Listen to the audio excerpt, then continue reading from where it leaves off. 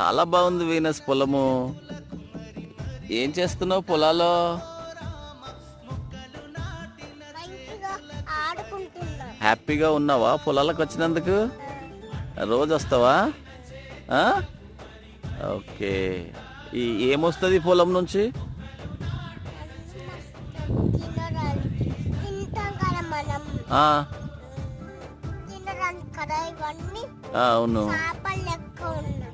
చేపలాగుందా? అవునా? ఓకే. ఇంకా నీ ఫ్రెండ్స్ని తీసుకొస్తావా? ఉమ్?